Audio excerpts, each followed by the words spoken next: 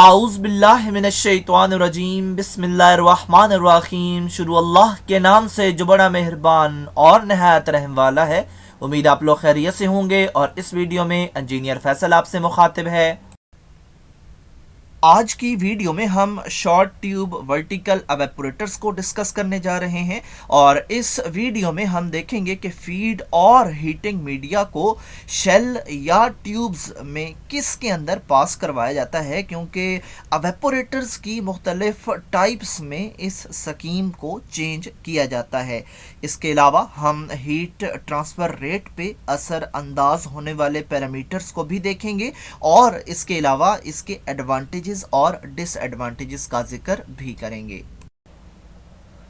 Lecture start करने से पहले मैं आपको अपने लेक्चर की कुछ प्रॉपर्टीज बताना चाहूँगा। मेरी हर लेक्चर में यही कोशिश होती है कि जो भी डाटा प्रोवाइड किया जाए वो सिंपल, ऑथेंटिक और टॉपिक से रिलेटेड हो, और उम्मीद है मेरे लेक्चर स्टूडेंट्स और टीचर्स दोनों के लिए हेल्पफुल होंगे। शॉर्ट ट्यूब वर्टिकल एवेपोरेटर्स, इस एवेपोरेटर को कैलेंड्रिया एवेपोरेटर भी कहते हैं और शेल के अंदर ट्यूब्स के पोर्शन को कैलेंड्रिया कहते हैं। और ये एवेपोरेटर सिलेंडर और ट्यूब्स पर मुश्तमिल होता है। इसमें सिलेंडर और ट्यूब्स दोनों की पोजीशन वर्टिकल होती है, जैसा कि इसके नाम से भी जाहिर है कि इनमें पोजीशन हमेशा वर्टिकल ही होगी। इस डायग्राम में आप कैलेंड्रिया को ऑब्जर्व कर सकते हैं जो कि ट्यूब्स पर मुश्तमिल होता है और इनमें इस्तेमाल होने वाली ट्यूब्स का जो डायामीटर है वो 25 से 27 मिलीमीटर तक रखा जाता है और इन ट्यूब्स की लेंथ 1.5 से 2 मीटर तक रखी जाती है। और इस डायग्राम में आप फीड की इनलेट और प्रोडक्ट की आउटलेट के अलावा इसमें इस्तेमाल होने वाले लिक्विड और वेपर की डायरेक्शन को एरोस की मदद से ऑब्जर्व करके इस ऑपरेशन की केमिस्ट्री को बआसानी समझ सकते हैं। और अगर आप इसके बॉटम से देखें तो यहाँ पे फीड है और जो इसकी राइट साइड है वहाँ पे स्टीम इन हो रही है इन ट्यूब्स के पोर्शन में, और फिर इसी के नीचे यहाँ से कंडेंसेट आउट भी हो रहा है।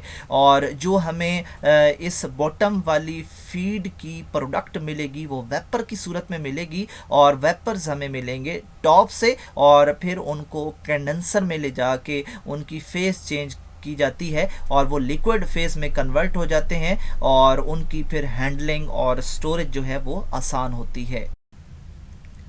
इस डायग्राम में आप ट्यूब्स के दरमियान एक एजिटेटर को ऑब्जर्व कर सकते हैं। अगर हमारी फीड कंसंट्रेटेड हो तो एजिटेटर की मदद ली जाती है और जो फीड होती है उसको फ्लो करवाया जाता है। जैसा कि हम ऑलरेडी डिस्कस कर चुके हैं कि इस फीड का फ्लो जो है वो ज़रूरी है, क्योंकि अगर हम इसको ज़्यादा देर एवेपोरेटर में रहने देंगे तो हमारी प्रोडक्ट जो है वो डैमेज हो सकती है। तो किसी भी तरह इस जो लिक्विड है इसको फ्लो में रखा जाता है और होगा क्या कि जो ट्यूब्स हैं उनके आउटसाइड पे स्टीम दी जाएगी और इन ट्यूब्स के अंदर हमारा लिक्विड होगा जिसने एवेपोरेट होना होता है। तो जो स्टीम आती है उसके अंदर लेटेंट हीट होती है, छुपी हुई जो तवानाई होती है वो प्रोवाइड करती है इस लिक्विड को अपनी एनर्जी, और एनर्जी रिसीव करने के बाद वो लिक्विड तो एवेपोरेट हो जाता है और जो स्टीम है वो खुद अपनी फेस चेंज कर लेती है और कंडेंसेट में कन्वर्ट हो जाती है। तो कंडेंसेट को भी वहाँ से रिमूव कर दिया जाता है और जो उसके अंदर बॉइलिंग हो रही होती है उन ट्यूब्स के अंदर, वहाँ पे जो है वो कोशिश की जाती है कि उसको दोबारा उस मेन होल की तरफ ट्रांसफ़र किया जाए ताकि जो हीटिंग एलिमेंट हैं, जो ट्यूब्स हैं, ये ज़्यादा से ज़्यादा लिक्विड को डील कर सकें। तो यहाँ पे जो सेंट्रल होल है, यहाँ पे आप देख सकते हैं कि जो बॉइलिंग है, यानी बॉयल होने के बाद जो लिक्विड है उसको ट्रांसफ़र किया जाता है इस मेन होल की तरफ।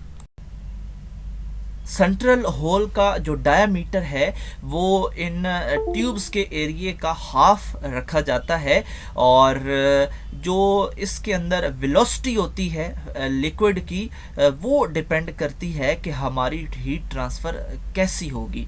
तो गुड हीट ट्रांसफ़र के लिए जो वेलोसिटी है वो ज़्यादा होनी चाहिए, और जो लिक्विड की वेलोसिटी अगर ज़्यादा होगी तो फिर वो लिक्विड जो है वो ट्यूब्स से निकल के फौरन मेन होल की तरफ आएगा, और इस तरह हमारा जो हीट ट्रांसफ़र का जो पर्पज़ है वो पूरा होता जाएगा। तो ये जो वेलोसिटी है इसको इफ़ेक्ट कर सकता है लिक्विड का लेवल, जो हम फीड उसमें दे रहे हैं। अगर उसका लेवल ज़्यादा होगा, ऑप्टिमम नहीं होगा, तो फिर हमारी हीट ट्रांसफ़र जो है वो इससे इफ़ेक्ट होगी।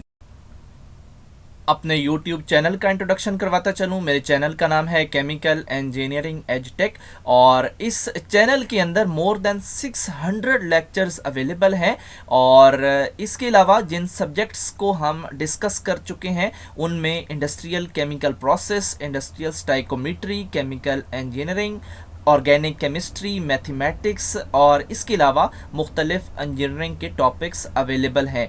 और इसके अलावा आप मेरे चैनल को सब्सक्राइब करेंगे, बेल का आइकन प्रेस करेंगे, तो मेरी हर लेटेस्ट वीडियो आपको मिलती रहेगी।